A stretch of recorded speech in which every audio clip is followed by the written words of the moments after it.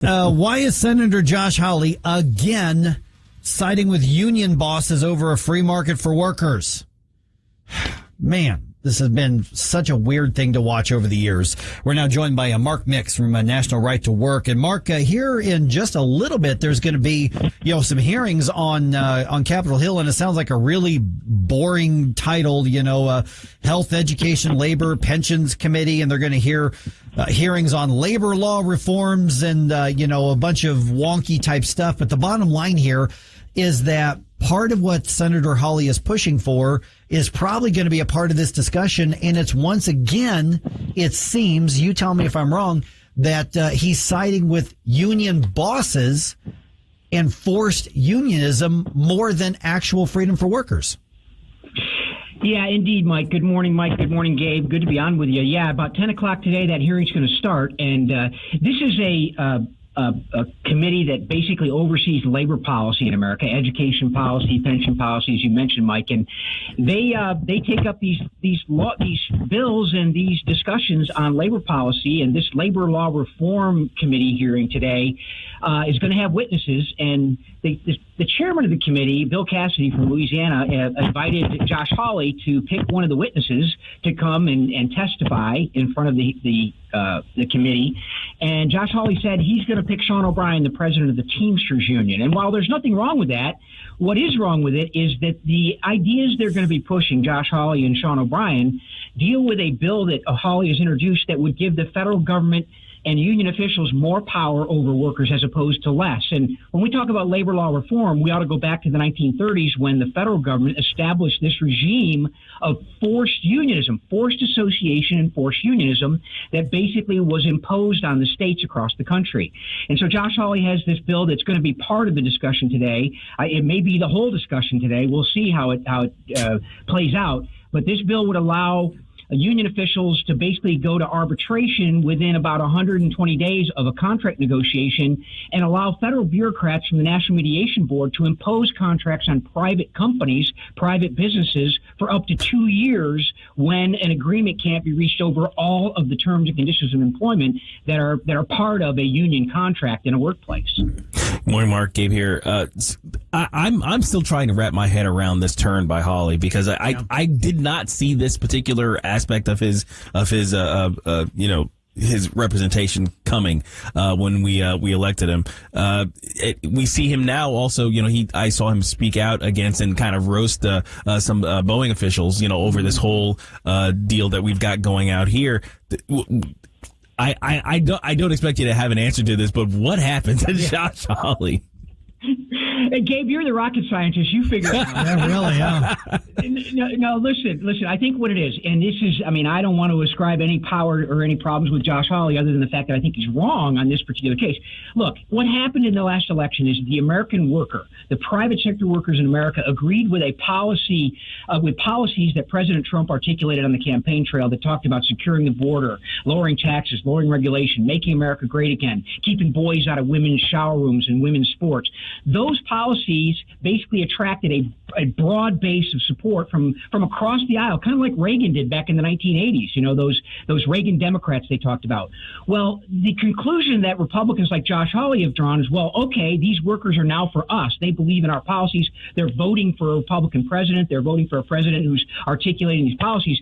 And we need to cement that. We need to basically continue that support.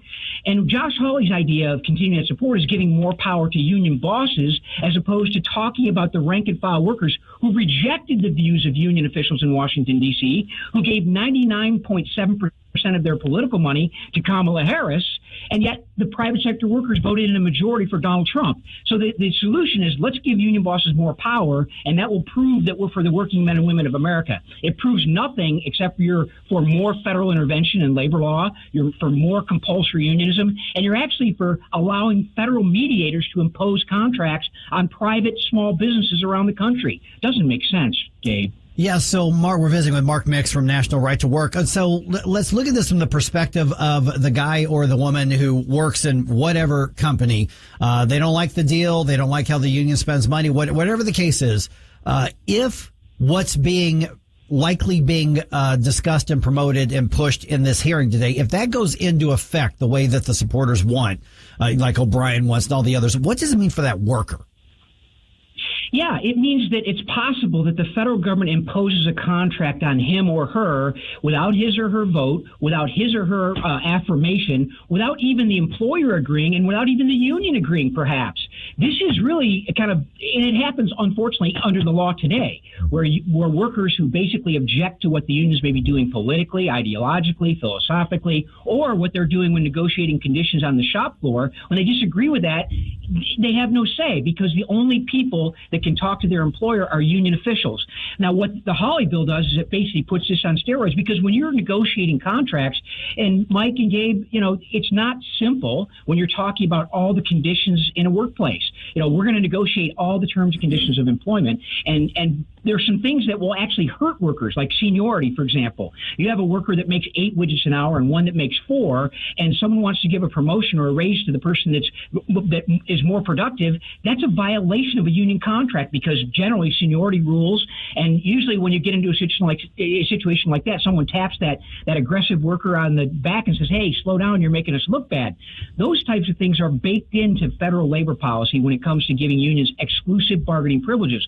And one of the things that's primarily negotiated in the 24 states like Missouri that don't have a right to work is a union security clause and union dues deductions. Those are usually the first two things on the table, and an employer has to agree to force all of his employees to pay union dues or fees to keep their jobs. And then secondly, they have to take money out of their paycheck before they see it and forward it to the union. Now, I'm sure that federal mediators will think long and hard before they impose forced unionism on anyone. And union security will be one of the things that's imposed in these contracts that the federal government may impose on private workers if the Hawley bill ever passed. What does the photo negative of the Hawley bill look like? Basically, what would a good labor bill that if you had your druthers that they would be discussing on Capitol Hill? Well, there's another bill they should be discussing today in the Labor Committee, and that's Senate Bill 533, which is the National Right to Work Act. We've talked about this before, Gabe and Mike. This is a bill, a one-page bill that doesn't add a single word to federal law. It simply repeals the provisions in that 1930s law that allowed union officials to force workers to pay dues or fees in order to get or keep a job, and force them to give up their associational rights to a monopoly bargaining agent who they didn't ask for, didn't want, and didn't vote for.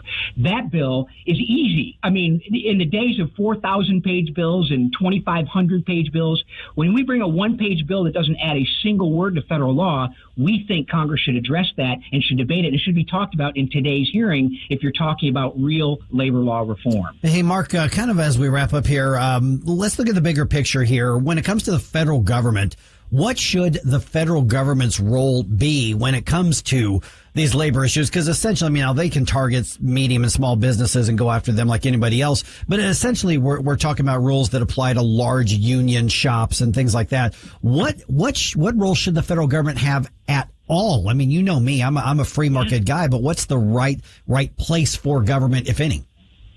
Well, I think that debate occurred again back in the 1930s. I hate to camp there, but that's where this started. And, the Supreme Court struck down the original National Recovery Act, the NIRA, as basically on state rights grounds back in 1935. They struck it down when the federal government tried to take control of private sector labor relations. I think labor law should be the state authority to basically, in the grand experiment of self-government, they should be able to basically be a laboratory for labor policy that works or doesn't work. And the state should be able to control their labor policy. Obviously, we've come way beyond that because the power of the federal government has expanded so dramatically beyond the enumerated powers that are articulated back in the Constitution.